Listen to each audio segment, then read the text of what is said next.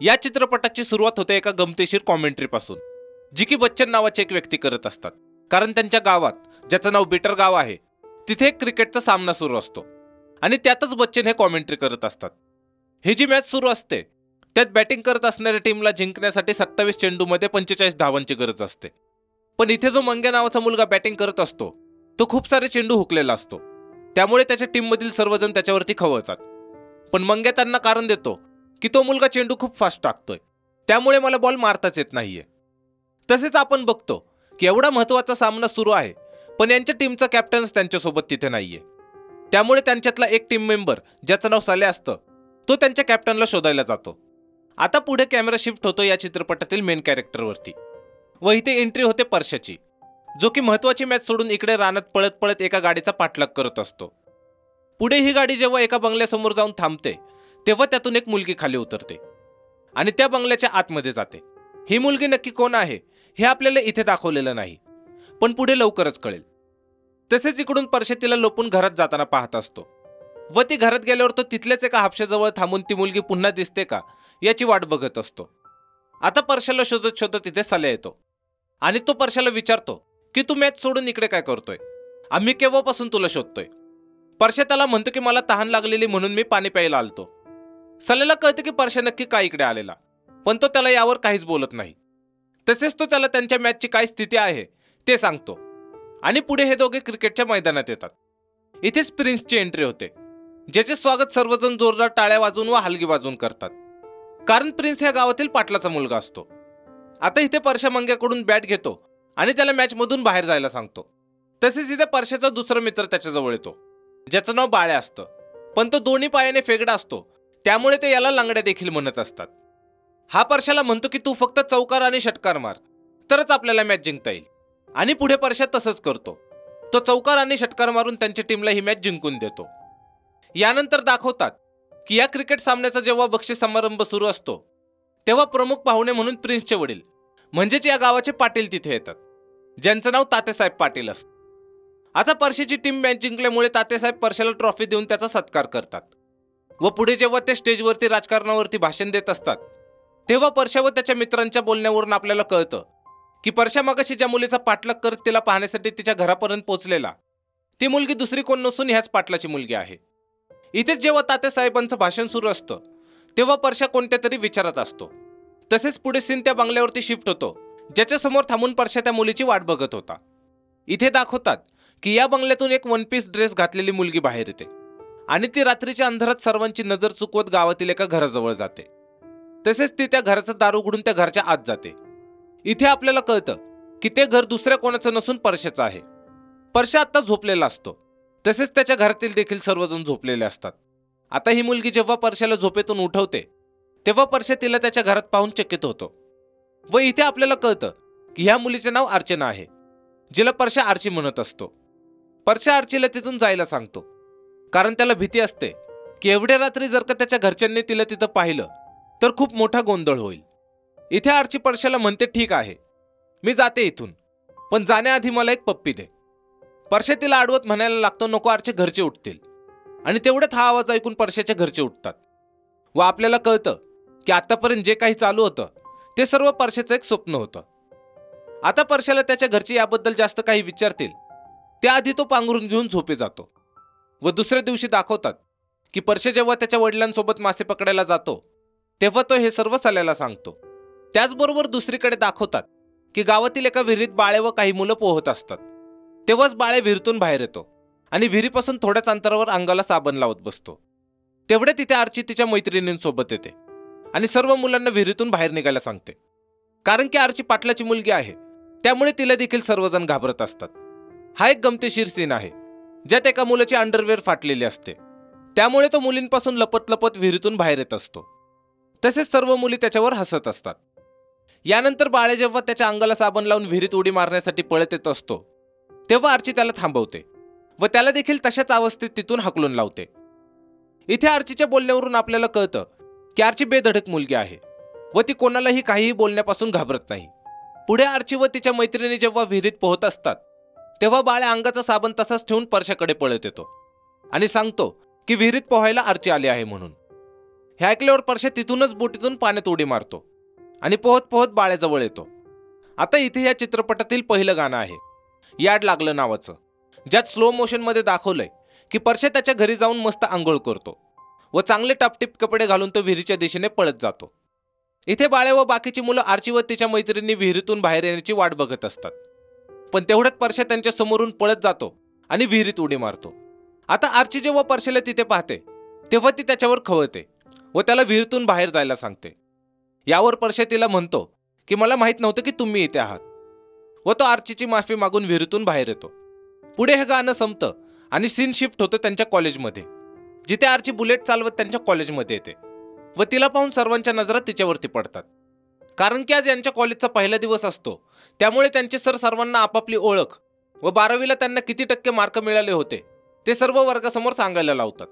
इथे साल्याचं इंट्रोडक्शन झाल्यानंतर आर्ची तिच्याबद्दल सांगते की तिला 12वीला 55% मिळाले होते आणि तिला पोहायला व बुलेट चालवायला आवडतं.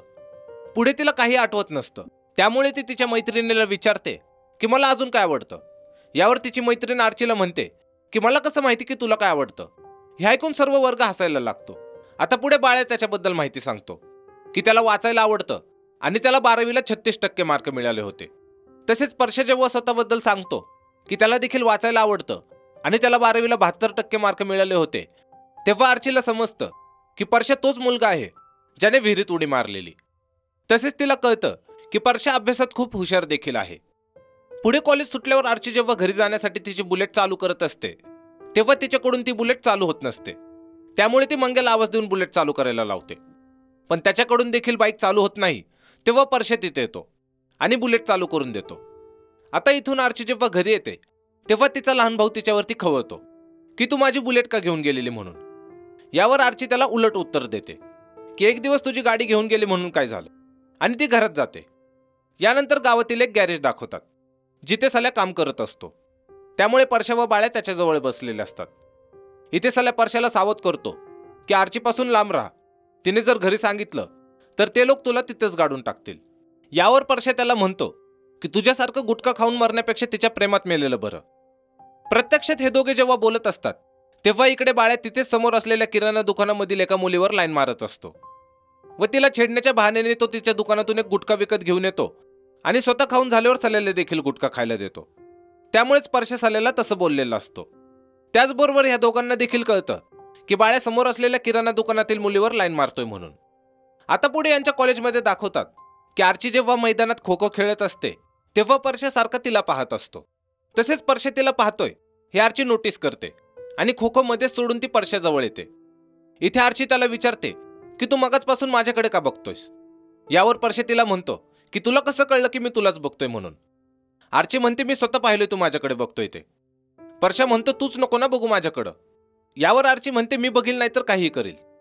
परश्या म्हणतो मी पण बघील नाही तर काही करील, तुला नसेल आवडत तर तूच नको बघू. यावर आर्ची त्याला म्हणते की मी कुठं म्हणलं मला नाही आवडत. असं बोलून ती पुन्हा खो खो खेळायला जाते.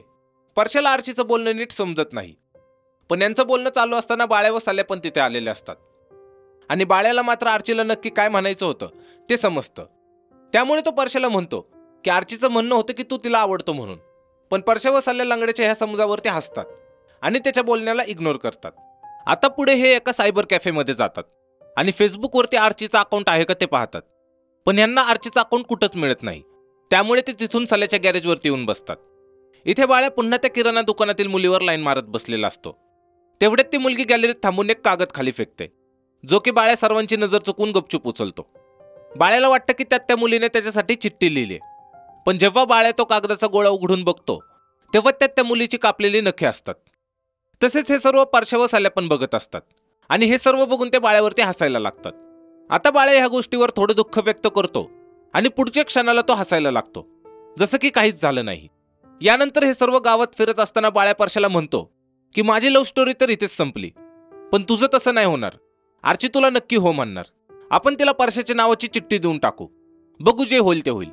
परश्याला देखील हे पटतं आणि पुढे हे तिघे एका लहान मुलाच्या हातात चिठ्ठी देऊन ती आर्चीपर्यंत पोहोचव म्हणून सांगतात. तसेच आर्चीने 2-3 वेळा ती चिठ्ठी घ्यायचं टाळल्यावर शेवटी तो लहान मुलगा ती चिठ्ठी आर्चीच्या दिशेने फेकतो आणि तिथून पळून येतो. आता आर्ची ती फेकलेली चिठ्ठी उचलते, पण त्या चिठ्ठीचं उत्तर ती परश्याला पाठवत नाही.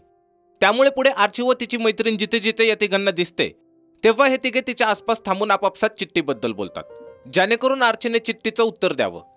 आता आर्ची व परशाचं प्रेम प्रकरण पुढे सरकत नसतं, त्यामुळे बाळ्या एक युक्ती लढवतो. तो परशाला आर्ची जवळ जाऊन थांबायला लावतो आणि एका वहीचा कोरा कागद फाडून त्याला चिठ्ठी म्हणून तो कागद बाळ्या आर्चीसमोर परशाला देतो.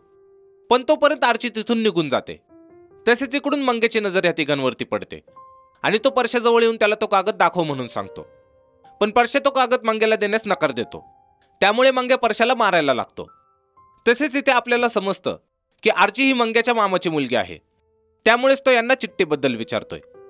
आता इथे मंग्या परशाच्या बोकांडी बसून त्याला मारतच असतो, तेवढे तिथे आर्ची येते आणि मंग्याला परशापासून दूर हो म्हणून सांगते. त्याचबरोबर ती मंग्याला धमकी देते की परत जर का तू परशाला हात लावलास तर गाठ माझ्याशी असेल, हे लक्षात ठेव. आता हे सर्व बघून इकडे परशा खूप आनंदी होतो. तसेच इथे आताच बया का बावरलं हे गाणं आहे. यातच एक असा सीन आहे की जेव्हा यांचा वर्ग सुरू असतो तेव्हा आर्ची वर्गात येते आणि ती एकटक परशाला पाहत राहते. तसेच परशा आर्चीला हात जोडून विनंती करतो की एवढं पण माझ्याकडे पाहू नको म्हणून. पण तरीही आर्ची परशावरून तिची नजर हटवत नाही, ज्यामुळे परशा त्याचं पोट दुखण्याचं कारण देऊन वर्गातून बाळ्यासोबत बाहेर येतो. तसेच आर्ची देखील त्याच्या पाठोपाठ बाहेर येते. यानंतर हे दोघे परशाच्या घरी आल्यावर आज यांच्या वर्गात जे काही झालं ते हे सल्याला सांगत असतात. तेव्हाच आर्ची ट्रॅक्टर चालवत परशाच्या घरासमोर येऊन थांबते आणि परशाच्या आईकडून पिण्यासाठी पाणी हवं आहे याचा बहाणा करून ती परशाच्या आईला म्हणते की मी बंगल्यावरून ट्रॅक्टर चालवत आले आणि आता मी पुढे शेतात जाणार आहे. इथे परशाच्या आईला समजत नाही की आर्ची नक्की काय म्हणते. पण परशाची लहान बहीण देखील तिथेच असते. तिला मात्र कळतं की आर्ची परशाला शेतात भेटण्यासाठी बोलवते म्हणून. तसेच इकडून घरातून परशा, सल्या व बाळ्या आर्ची काय काय बोलते ते पाहत असतात. तेवढ्यात परशाची लहान बहीण पाणी घेण्यासाठी घरात येते आणि ती परशाला सांगते की ती तुलाच बोलते म्हणून. पुढे आर्ची इथून गेल्यावर हे तिघे तिला भेटण्यासाठी शेताच्या दिशेने जातात व आर्चीला भेटल्यावर आर्ची यांना सांगते की हे शेत व याच्या आजूबाजूला जेवढी जमीन आहे ती सर्व आमचीच आहे. पुढे इथे आर्ची व परशाला एकांतात बोलता यावं त्यामुळे बाळ्या आर्चीच्या मैत्रिणीला व सल्याला त्याच्यासोबत घेऊन दुसरीकडे जातो. तसेच पुढे आर्ची व परशा एकमेकांना प्रपोज करतात व आर्ची जेव्हा परशाला त्याचा फोन नंबर मागते तेव्हा त्याच्याकडे मोबाईल नसल्यामुळे सल्या त्याच्या फोनचा नंबर आर्चीला देतो व हे सर्व तिथून निघून येतात. पुढे एक गमतीशीर सीन आहे, तो असा की हे सर्व आर्चीच्या फोनची वाट बघत असतात आणि जेव्हा आर्चीचा फोन सल्याच्या फोनवरती येतो तेव्हा हे तिघे आनंदाने फोनच्या रिंगटोनवरती नाचायला लागतात. इथे परशा सल्याला वारंवार तो फोन उचल म्हणून सांगत असतो, पण सल्या मात्र त्याच्यात धुंदीत नाचत राहतो, ज्यामुळे फोन कट होतो आणि परशा सल्यावर खवळतो. पण काही वेळाने पुन्हा जेव्हा सल्याचा फोन वाजतो तेव्हा परशा तो कॉल स्वतःच रिसीव्ह करतो व आर्चीशी गप्पा मारतो. आता पुढे जेव्हा जेव्हा या दोघांना फोनवर बोलायचं असतं तेव्हा हे दोघे सल्याच्या फोनवरतूनच बोलतात. यानंतर दाखवतात की आर्ची व परशा पुन्हा जेव्हा भेटतात तेव्हा आर्ची पाहते की सल्याने गुटखा खाल्लेला आहे, त्यामुळे ती सल्याला विचारते की तू गुटखा खाल्ला आहेस का. पण सल्या नाही म्हणून मान हलवतो आणि आर्चीला कळू नये म्हणून गुटखा गिळून टाकतो. यावर आर्ची या तिघांनाही गुटखा खाऊ नका म्हणून ताकीद देते व इथे सैराट झालं जी हे गाणं आहे, ज्यात दाखवलंय की आर्ची व परशाच्या भेटीगाठी खूप वाढतात. तसेच यात ह्या दोघांच्या प्रेमाचे अप्रतिम सीन देखील आहेत, जसे की रंगपंचमीच्या दिवशी सर्वजण रंगाने भरलेले असतात, पण परशा मात्र आर्चीनेच त्याला पहिल्यांदा भरवायला हवं या हट्टाने तो कोणालाही त्याच्या अंगावर रंग टाकू देत नाही. तसेच आर्ची जेव्हा मंदिरात जाते तेव्हा तो तिच्या चप्पलवरती तिच्यासाठी गुलाब ठेवतो. आता हे गाणं संपल्यावर दाखवतात की आर्ची व परशा जेव्हा त्यांच्या वर्गात बसलेले असतात तेव्हा प्रिन्स देखील त्यांच्या वर्गात येऊन बसलेला असतो. इथे तो वर्ग सुरू असताना फोनवरती बोलत असतो, ज्यामुळे वर्गात शिकवत असलेले सर त्याच्याजवळ येतात व त्याला फोन बंद करायला लावतात. पण प्रिन्स फोन बंद नाही करत, त्यामुळे ते सर त्याला जागेवरून उठवतात आणि त्याला विचारतात की तू कोण आहेस व कुठल्या वर्गातला आहेस. सरांच्या अशा बोलण्यावरून प्रिन्सला राग येतो आणि तो त्या सरांच्या कानाखाली मारून धमकी देतो की माझं नाव प्रिन्स आहे, जा जे करायचे ते कर, असं म्हणून तो वर्गातून निघून जातो. यानंतर ही गोष्ट जेव्हा तात्यासाहेबांना म्हणजेच प्रिन्सच्या वडिलांना कळते तेव्हा ते त्याच्यावर रागवण्याऐवजी त्याचं कौतुक करतात. तसेच त्यांच्या कॉलेजचे सर व प्रिन्सिपल जेव्हा तात्यासाहेबांना या प्रकरणावरती बोलायला येतात तेव्हा ते त्यांना देखील या गोष्टीची आठवण करून देतात की ज्याला तुम्ही सर्व वर्गासमोर उठायला लावलेलं तो कोण साधा सुद्धा मुलगा नसून माझा मुलगा आहे. प्रत्यक्षात तात्यासाहेब त्यांना म्हणत असतात की तुम्ही सर्वांनी प्रिन्सच्या दबावाखालीच राहायचं. यानंतर पुढे दाखवतात की आर्ची व परशा जेव्हा नेहमीप्रमाणे फोनवरती बोलत असतात तेव्हा आर्ची परशाला सांगते की आज प्रिन्सचा वाढदिवस आहे, त्यामुळे वाढदिवसाला तुम्ही पण या. तसेच संध्याकाळी हे तिघे प्रिन्सच्या वाढदिवसाला जातात व इथे प्रिन्सने केक कापल्यानंतर इथे पुन्हा एक झिंगाट नावाचं गाणं आहे, जे की ह्या वाढदिवसाच्या पार्टीत वाजत असतं आणि त्यावर सर्वजण नाचत असतात. ह्याच गाण्याच्या शेवटी आर्ची व परश्या सर्वांची नजर चुकून एका गाडीमध्ये रोमांस करत बसलेले असतात व सल्या यांच्यावरती नजर ठेवत उभा असतो. पण तेवढेच तात्यासाहेब त्यांच्या बंगल्याच्या गच्चीवरून यांना पाहतात आणि आर्ची व परश्याचं भांडं फुटतं, ज्यामुळे पुढे प्रिन्स व तात्यासाहेबांची माणसं तिथे येतात आणि सल्या व परश्याला खूप मारतात. पुढे प्रिन्स परश्याला मारत मारत परश्याच्या घरी घेऊन जातो आणि परश्याच्या वडिलांना घराबाहेर बोलवून त्यांना धमकी देतो की उद्याच्या उद्या हे गाव सोडून जायचं, नाहीतर तुझ्या मुलाला मी कापून उसात फेकून देईल. इथे परश्याचे वडील प्रिन्सची माफी मागतात आणि त्याला म्हणतात की उद्याच मी याला करमाळ्याला पाठवतो. इथे प्रिन्स पुन्हा परश्याला त्याच्या घरच्यांसमोर मारतो व तिथून निघून जातो. तसेच पुढे परश्याचे वडील देखील परश्याला खूप मारतात आणि दुसऱ्या दिवशी ते सल्या व परश्याला करमाळ्याला त्यांच्या एका नातेवाईकाच्या घरी सोडून येतात. आता इथे परश्याच्या कॉलेजचे साठे सर्व लोखंडे सर ह्या दोघांना भेटायला येतात व इथे आपल्याला कळतं की तात्यासाहेबांनी परश्याच्या दाखल्यावर लाल शेरा मारायला लावला आहे, म्हणजेच आता परश्या पुन्हा कॉलेजला जाऊ शकणार नाही. तसेच इथे लोखंडे सर परश्याला म्हणतात की तू त्या मुलीसोबत झोपला आहेस ना, मग दे तिचा विषय सोडून. हे ऐकून परश्याला राग येतो आणि तो लोखंडे सरांना म्हणतो की तुम्ही असं बोलाल असं मला वाटलं नव्हतं, व तो रागात तिथून निघून जातो आणि एका विहिरीच्या कट्ट्यावर जाऊन आर्चीच्या आठवणीत रडायला लागतो. त्याच्याच पाठोपाठ साल्या पण तिथे येतो व परश्याला धीर देतो. इथे परश्या साल्याला सांगतो की मला आर्चीची खूप आठवण येत आहे, मी तिच्याशिवाय जगू शकत नाही. यावर साल्या त्याला म्हणतो की आर्ची खूप मोठ्या घरची आहे, ती तुझ्यासाठी नाही येणार. आता हे दोघे पुढे करमाळ्याहून गपचूप बिटर गावात येतात आणि आर्चीच्या घरासमोर लपून ती दिसते का याची वाट बघतात. पण तेव्हाच हे दोघे पाहतात की आर्चीला पाहण्यासाठी मुलाकडचे लोक आलेले आहेत. इथे साल्या परश्याला म्हणतो की आज आपल्याला आर्ची भेटणं अशक्य आहे, तिच्या घरी खूप लोक जमा झालेत, आपण करमाळ्याला परत जाऊयात. पण परश्याला आर्चीची इतकी आठवण येत असते की तो तिच्या घरात जाऊन तिला भेटायचं ठरवतो. तेवढ्याच साल्या त्याला आर्चीच्या घरात जाण्यापासून अडवतो व तो परश्याला तिथून ओढत घेऊन जातो. तसेच इकडे आर्चीला पाहण्याचा कार्यक्रम सुरू असतो. इथे आर्चीचं मन नसताना देखील तिच्या घरचे तिला मुलाकडच्या पाहुण्यांसमोर उभं करतात. आता हा सीन संपतो आणि सीन काही दिवसांनी पुढे करमाळ्यात शिफ्ट होतो. इथे सल्या व परश्या जेव्हा घरात बसलेले असतात तेव्हा तिथे यांना भेटायला मंग्या येतो. आपल्याला माहित आहे की आर्ची मंग्याच्या मामाची मुलगी आहे, पण तरी देखील तो परश्या व सल्याच्या मैत्री खातीर त्यांना भेटायला आलेला असतो. इथे मंग्या पिण्यासाठी पाणी घेतच असतो, तेवढ्यात बाळ्या तिथे आर्चीला घेऊन येतो, ज्यामुळे सर्वजण चकित होतात, खास करून तर मंग्या, कारण त्याला अपेक्षा नव्हती की आर्ची इथे येईल. आता इथे परश्याची आजी देखील जेव्हा आर्चीला पाहते तेव्हा ती म्हणते की तुझ्यामुळेच आमच्या परश्याने मार खाल्लाय, तू घराच्या बाहेर हो, असं म्हणून ते आर्चीला घराबाहेर काढत असतात.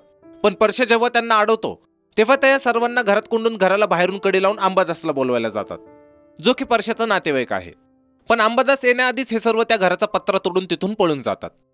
त्याचबरोबर इकडे आर्ची घर सोडून गेल्याची बातमी तिच्या घरच्यांना समजते. त्यामुळे प्रिन्स परश्याच्या वडिलांकडे जाऊन त्यांना विचारतो की परश्या कुठं आहे. पण त्यांना देखील एवढंच माहिती असतं की परश्या करमाळ्यात आहे. तसेच जेव्हा त्यांना कळतं की परश्या व आर्ची एकमेकांसोबत पळून गेलेत तेव्हा ते त्यांचा शोध घेत करमाळ्याच्या एसटी स्टँडवरती येऊन पोहोचतात, जिथून परश्या व आर्ची हे गाव सोडून जाण्यासाठी आधीच तिथे आलेले असतात. इथे हे सर्व परश्या व आर्चीचा खूप शोध घेण्याचा प्रयत्न करतात, पण ते ह्या सर्वांची नजर चुकून एका एसटीमध्ये बसून त्यांच्या नजरेसमोरून तिथून पळून जातात.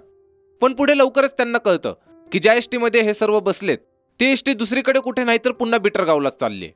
त्यामुळे हे सर्व एसटी बिटरगावला पोहोचण्याआधीच त्यातून उतरतात. आता इकडे संध्याकाळी मंगे जेव्हा त्याच्या घरी येतो तेव्हा तो बघतो की तात्यासाहेब व प्रिन्स आधीच तिथे त्याची वाट बघत बसलेले आहेत. इथे तात्यासाहेब त्याला विचारतात की आर्ची व परश्या कुठे आहेत. मंग्या म्हणतो मला नाही माहीत. यावर पुढे तात्यासाहेब त्याला काही बोलणार तेवढ्यात मंग्याच्या फोनवरती साल्याचा फोन येतो. तसेच हा फोन तात्यासाहेब उचलतात आणि मंग्याला विचारायला लावतात की ते सर्वजण कुठे आहेत ते विचार. पुढे मंग्या तसंच विचारतो, ज्यावर साल्या सांगतो की आम्ही इथेच गावातल्या शेतामध्ये आहोत. पण साल्याला लवकरच कळतं की मंग्याच्या आजूबाजूला आणखी देखील कोणी आहे. त्यामुळे तो फोन कट करतो आणि त्याचा फोन स्विच ऑफ करून टाकतो. यानंतर तात्यासाहेबांचे लोक ह्या चौघांना गावातील सर्व ठिकाणी शोधतात, पण रात्रीच्या अंधारामुळे हे चौघे त्यांना दिसत नाहीत. तसेच साल्या ठरवतो की आपण आज रात्री शेतातच आराम करू व सकाळी उजेड पडल्यावर आपण इथून निघून जाऊ. पण पुढे सकाळ झाल्यावर हे जेव्हा शेतातून बाहेर येतात तेव्हा पळत असताना त्यांना मंग्या भेटतो, जो की ह्या चौघांना तळ्याच्या दिशेने पळा म्हणून सांगतो. आणि तळ्याच्या दिशेने गेल्यावर हे जेव्हा एका बोटीच्या सहाय्याने जात असतात तेव्हाच तिथे प्रिन्स व तात्यासाहेबांचे लोक येतात, ज्यांना बोटीपासून लांब असल्यामुळे ह्या चौघांना पकडता येत नाही व हे चौघे इथून पळून जाण्यास सफल होतात. यानंतर साल्या यांना परांडा गावात त्याच्या एका गॅरेजवाल्या मित्राकडे घेऊन जातो. इथे साल्याचा मित्र यांना समजवण्याचा प्रयत्न करतो. तो म्हणतो की पिक्चरमध्ये आणि खऱ्या परिस्थितीमध्ये खूप फरक असतो. तुम्ही जर पळून गेलात तर आर्चीचे वडील तुम्हाला कुठूनही शोधून काढतील, त्यापेक्षा तुम्ही पुन्हा घरी जा. साल्याच्या मित्राचा हा सल्ला या चौघांना पटत नाही व हे त्याच्या घरातून निघून येतात. यानंतर पुढे हे जेव्हा एका ठिकाणी बसून गाडीची वाट पाहत असतात तेव्हा तिथे एक गाडी येते. साल्या त्या गाडीला थांबवतो, पण ती गाडी पोलिसांच्या राऊंडची गाडी निघते. इथे पोलिसांना या चौघांवरती संशय येतो आणि ते यांना गाडीत बसून चौकीत घेऊन जातात. आता पुढे आर्ची मिळाल्याची बातमी कळाल्यावर तात्यासाहेब पोलीस चौकीत येतात आणि ते परशा बाळ्या व त्याच्या घरच्यांवर केस टाकतात की त्यांनी आर्चीला किडनॅप केलं व तिच्यावरती बलात्कार केला. तसेच या केस पेपरवरती आर्चीला फसून तिच्याकडून सह्या पण घेतलेल्या असतात. पण पुढे जेव्हा आर्ची गाडीत बसलेली असते तेव्हा मंग्या तिला सांगतो की तू ज्या कागदावरती सही केलेली त्याच्यावरून परशा व साल्यावरती केस केली आहे. हे कळाल्यावर आर्ची रागाच्या भरात चौकीत जाते आणि ते केस पेपर फाडून टाकते. तसेच ती पोलिसांना सांगते की त्यांना मी पळवून नेलेलं, जी काही केस टाकायची आहे ती माझ्यावरती टाका. इथे तात्यासाहेब आर्चीला खूप मारतात, पण तिच्या रागासमोर त्यांना देखील काहीच करता येत नाही. त्याचबरोबर आर्चीच्या गोंधळामुळे पोलीस परशा व त्याच्या मित्रांना सोडून देतात. पण चौकीतून सोडल्यानंतर तात्यासाहेबांचे लोक ह्या तिघांना तिथल्याच एका रानात नेऊन खूप मारायला लागतात. तेव्हाच आर्चीला देखील त्याच रस्त्याने घरी घेऊन जात असतात, ज्यामुळे तिची नजर यांच्यावरती पडते. इथे ते ड्रायव्हरला गाडी थांबवायला लावते, पण ड्रायव्हर जेव्हा गाडी थांबवत नाही तेव्हा ती गाडीचं स्टेअरिंग वळवून गाडी थांबवते व परशाला वाचवण्यासाठी त्याच्या दिशेने धाव घेते. इथेच तिला अडवण्यासाठी तात्यासाहेबांचा एक माणूस गाडीतून उतरून तिला जेव्हा पकडतो तेव्हा आर्ची त्याच्या हाताला चावते, ज्यामुळे त्याच्याकडची बंदूक नकळत खाली पडते. हीच बंदूक पुढे आर्ची उचलते आणि त्यामधून ती तात्यासाहेबांच्या एका माणसावरती गोळी झाडून परशासोबत तिथून पळून जाते. आता हे दोघे ट्रेन पकडून हैदराबादला येतात, जिथे स्टेशनवरती यांना टीसी थांबवतो आणि तिकीट विचारतो. पण या दोघांकडे तिकीट नसल्यामुळे ते त्या टीसीला पैसे देतात आणि तिथून निघून येतात. पुढे हे एका वडापावच्या गाडीवर वडापाव खातात आणि परशाला खूप मार पडलेला असतो, त्यामुळे हे एका दवाखान्यात जाऊन मलमपट्टी करून घेतात. इथून ते सोनाराकडे जातात, कारण की आता यांच्याकडे पैसे नसतात. त्यामुळे आर्चीच्या गळ्यात जी सोन्याची चेन असते ती चेन आर्ची विकते व त्यात मिळालेल्या पैशाने हे दोघांसाठी कपडे घेतात आणि पुढे हॉटेलमध्ये जाऊन जेवण करतात. आता इथे जेवत असताना एक मुलगा सारखा आर्चीला घुरून बघत असतो, त्यामुळे आर्ची त्याला चिडवण्यासाठी तिच्या ताटातील एक घास त्याला हवा आहे का असा इशारा करते, ज्यामुळे तो मुलगा आर्चीवरून त्याची नजर फिरवतो. यानंतर हे पूर्ण दिवस शहरात फिरून वेळ घालवतात. पण रात्र झाल्यावर यांना झोपण्यासाठी जागा नसते, त्यामुळे ते लॉजमध्ये जातात. पण तिथल्या लॉज मालकाला समजतं की हे दोघे कदाचित पळून आले आहेत, त्यामुळे तो यांना सांगतो की आमच्याकडे सध्या रूम अवेलेबल नाहीये. आता रूम न मिळाल्यामुळे हे आजची रात्र बस स्टँडवरतीच घालवतात व दुसऱ्या दिवशी फ्रेश झाल्यानंतर हे दोघे पुन्हा कुठे रूम मिळते का ते बघतात. पण रूम न मिळाल्यामुळे हे दोघे एका सिनेमा थिएटरमध्ये जाऊन थोडी विश्रांती घेतात. तसेच पुन्हा रात्रीचे हे एसटी स्टँडवरतीच येऊन झोपतात. काही वेळाने इथे काही मुलं येतात आणि यांना विचारतात की तुम्ही कुठून आला आहात. इथे आर्ची व परशाला समजत नाही की त्यांनी नक्की काय करायला हवं. तेवढ्यात ही मुले यांना पोलीस चौकीत चला म्हणून त्यांच्यासोबत घेऊन जातात. इथे आपण त्याच मुलाला पुन्हा बघतो, जो की सकाळी आर्चीला हॉटेलमध्ये जेवण करत असताना घुरून बघत होता. पुढे हे सर्व यांना चौकीत नेण्याच्या बहाण्याने एका सुनसान ठिकाणी घेऊन जातात आणि आर्चीची आबरू लुटण्याचा प्रयत्न करतात. परशा या सर्वांना अडवण्याचा प्रयत्न करतो, पण त्या मुलांसमोर परशाचं काहीच चालत नाही. एवढ्यात इथे सुमन येते. सुमन ही तीच बाई आहे जिच्या गाडीवर काल सकाळी आर्ची व परशाने वडापाव खाल्लेला. आता सुमन या दोघांना त्या मुलांपासून वाचवते आणि पुढे त्यांना तिच्या घरी घेऊन जाते. सुमनचं घर एका झोपडपट्टीत असतं. इथे ती आर्ची व परशाला त्या रात्री तिच्याच घरी झोपवते. तसेच दुसऱ्या दिवशी सकाळी परशा तिला त्यांच्याबद्दल सांगतो की कसे ते इथपर्यंत पोहोचले. यावर सुमन त्यांना धीर देते आणि त्यांना राहण्यासाठी एक धुळखात पडलेली खोली देते. ती म्हणते की याचं मला घर भाडं द्यायची गरज नाही. जेव्हा तुम्ही कमवायला लागाल व तुमचं सर्व काही सुरळीत चालेल तेव्हा तुम्हाला जे काही देऊ वाटेल ते द्या, असं सांगून ती तिच्या कामावर जाते. इथे परशा आर्चीला घराच्या बाहेर बसायला लावतो आणि ती रूम साफ करायला घेतो. तसेच आर्ची वॉशरूमसाठी जाते, पण तिथल्या पब्लिक टॉयलेटच्या वासामुळे ते अर्ध्या वाटेतूनच परत येते. तोपर्यंत परशाने रूम साफ करून ठेवलेली असते. आपल्याला माहित आहे की आर्ची श्रीमंत घरी जन्मलेली मुलगी आहे आणि तिच्या घरच्यांनी तिला खूप काळजीने मोठं केलंय. पण तिला आता अशा ठिकाणी राहावं लागतंय जिथे सर्वत्र दुर्गंधी आहे. पुढे दाखवतात की परशा सुमनच्या गाडीवर कामाला लागतो. तसेच आपल्याला कळतं की आर्चीला साधा स्वयंपाक सुद्धा करता येत नाही. त्याचबरोबर तिला घरामध्ये खाण्यापिण्यासाठी कोणकोणत्या गोष्टी लागतात त्या देखील माहीत नाही. पण परशा मात्र तिला सांभाळून घेतो व पुढे सुमन आर्चीला देखील कोल्ड्रिंक्स बनवण्याच्या फॅक्टरीमध्ये कामाला लावते, ज्यामुळे यांचा संसार आता नीट चालायला लागतो. तसेच इकडे या दोघांच्या गावात दाखवतात की परशा आर्ची सोबत पळून गेल्यामुळे परशाच्या घरच्यांचं गावात राहणं कठीण होतं, त्यामुळे ते गाव सोडून जातात. व आर्चीच्या घरी दाखवतात की तिचे वडील आर्चीच्या ज्या ज्या गोष्टी आहेत त्या सर्व फेकून देतात आणि सर्वांना ताकीद देतात की इथून पुढे या घरात तिचा विषय देखील कोणी काढायचा नाही. पुढे आर्ची व परशाचं जेव्हा सर्व काही नीट चाललेलं असतं तेव्हा एका रात्री परशा बघतो की आर्चीला कोणाचा तरी फोन आला आहे. इथे आर्ची फोनवरच्या व्यक्तीला तेलुगू भाषेमध्ये काहीतरी बोलते आणि फोन ठेवते. पुढे आर्चीने फोन ठेवल्यावर परशा गपचूप तिचा फोन चेक करायला घेतो, पण त्याचा पासवर्ड माहीत नसल्यामुळे परशाला आर्चीचा फोन तपासता येत नाही. आता दुसऱ्या दिवशी परशा आर्चीला विचारतो की रात्री तुला कोणाचा फोन आलेला. इथे आर्चीला समजतं की परश्या तिच्यावरती संशय घेतोय. ती परश्याला सांगते की तो फोन माझ्या कामातील मैत्रिणीचा होता. पुढे तो विचारतो की तुझ्या फोनचा पासवर्ड तू का सारखा चेंज करतेस. ती सांगते की कामावर कोणी फोन तपासू नये म्हणून मी पासवर्ड चेंज केला आहे. तसेच ती रागाच्या भरात कामावर जाते. पुढे परश्या जेव्हा डोशाच्या गाडीवर काम करत असतो तेव्हा आर्ची तिथे येते आणि परश्याला लाडाने म्हणते की चला आपण पिक्चर बघायला जाऊयात. परश्या तिला रागात म्हणतो की मला खूप काम आहे. तसेच इथे आर्ची त्याला खूप लाडीगुडी लावते. पण परश्या जेव्हा तिला हाकलून लावतो तेव्हा ती एकटीच पिक्चर बघायला जाते. यानंतर सीन पिक्चरच्या थिएटरजवळ शिफ्ट होतो. इथे परश्या आर्चीची थिएटरच्या बाहेर थांबून वाट पाहत असतो. पण तो बघतो की आर्ची थिएटरमध्ये तिच्या कामातील सरांसोबत आहे. त्यामुळे परश्याला आणखीन राग येतो. प्रत्यक्षात आर्चीचे सर त्यांच्या फॅमिलीसोबत पिक्चर बघायला आलेले असतात. पण परश्याचा इथे गैरसमज होतो. पुढे आर्ची जेव्हा थिएटरच्या बाहेर परश्याला पाहते तेव्हा ती त्याला म्हणते की इथपर्यंत आलतास तर आतमध्ये पिक्चर बघायला पण यायचं होतं. पिक्चर खूप छान होता. इथे परश्या तिला काहीच बोलत नाही. आणि पुढे हे दोघे जेव्हा हॉटेलमध्ये जेवायला जातात तेव्हा तो आर्चीला तिच्या व तिच्या सरांबद्दल बरं वाईट बोलायला लागतो. ज्यामुळे या दोघांमध्ये खूप मोठं भांडण होतं. एवढं की परश्या आधी आर्चीला हॉटेलमध्ये कानाखाली मारतो आणि ती तिथून उठून गेल्यावर तो तिला भर रस्त्यात मारायला लागतो. ज्यामुळे आर्ची परश्याला वैतागून त्याला सोडून जाते. आता परश्याच्या लक्षात येतं की त्याच्याकडून किती मोठी चूक झाली आहे. त्यामुळे तो आर्चीला तिच्या कामावर तसेच ज्या ज्या ठिकाणी आर्ची जाण्याची शक्यता असते तिथे जाऊन परश्या आर्चीचा शोध घेतो. पण त्याला आर्ची कुठेच भेटत नाही. त्यामुळे तो घरी येतो व सुमनला जे काही घडलं ते सांगतो. यावर सुमन त्याला म्हणते की मी तुम्हाला भरपूर वेळा सांगितलेलं की भांडण करत नका जाऊ म्हणून. तसेच ती परश्याला सांगते की मी देखील तुमच्या वयाचे असताना पळून आलेले. पण माझा नवरा मला काहीच दिवसात तेव्हा सोडून गेला ज्यावेळी माझ्या पोटात बाळ होतं. यानंतर दाखवतात की परश्याला आर्ची त्याच्यापासून दूर झाल्याचं खूप दुःख होतं. त्यामुळे तो घरात जाऊन स्वतःला गळफास लावून घेण्याचा प्रयत्न करतो. पण लवकरच त्याच्या लक्षात येतं की तो जे काही करतोय ते चुकीचं आहे. त्यामुळे तो त्याच्या गळ्यातील फास काढून तिथेच बाजूला आर्चीच्या दुःखात रडत बसतो. त्याचबरोबर इकडे आर्चीला दाखवतात जी की परश्याला सोडून ट्रेनने तिच्या घरी चाललेली असते. पण तिला देखील वाटेत परश्याची आठवण यायला लागते आणि ती पुन्हा घरी येते. आता परश्या जेव्हा आर्चीला घरी आलेली पाहतो तेव्हा हे दोघे एकमेकांना मिठी मारून रडायला लागतात.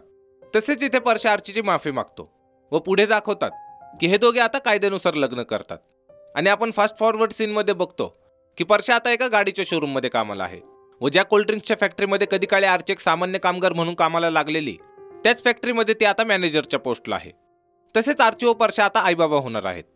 इकडे आर्ची व परश्याचं सर्व काही सुरळीत चाललेलं असतं. पण तिकडे यांच्या पालकांची परिस्थिती मात्र यांनी केलेल्या कारनाम्यामुळे बिकट झालेली असते. आपण बघतो की परश्याचे वडील त्यांच्या जातीच्या लोकांची माफी मागतात. ते म्हणतात की माझा मुलगा जेव्हा पळून गेला तेव्हाच तो आमच्यासाठी मेला. पण त्याने केलेल्या गुन्ह्याची शिक्षा आम्हाला देऊ नका. ते सांगतात की माझ्या मुलीला पाहण्यासाठी 3 ठिकाणाहून स्थळे आलेली पण ते पुन्हा परत गेले असं म्हणून ते स्वतःलाच मारायला लागतात आणि त्यांच्या बिरादरीच्या लोकांची माफी मागतात. प्रत्यक्षात परश्याच्या घरच्यांना त्यांच्या जातीच्या लोकांनी परश्यामुळे एक प्रकारे वाळीत टाकलेलं असतं. तसेच इकडे तात्या साहेबांचा देखील गावातील मानसन्मान आता कमी झालेला असतो. जे लोक कधी काळी त्यांच्या समोर नजर उचलून बोलू शकत नव्हते ते लोक आता भरसभेत त्यांच्याकडे दुर्लक्ष करायला लागलेत. यानंतर आपण बघतो की आर्ची व परश्या आता एवढं कमवतात की ते त्यांच्यासाठी नवीन फ्लॅट घ्यायला आलेले आहेत. तसेच आता त्यांना एक मुलगा देखील आहे ज्याचं नाव त्यांनी आकाश ठेवलेलं असतं.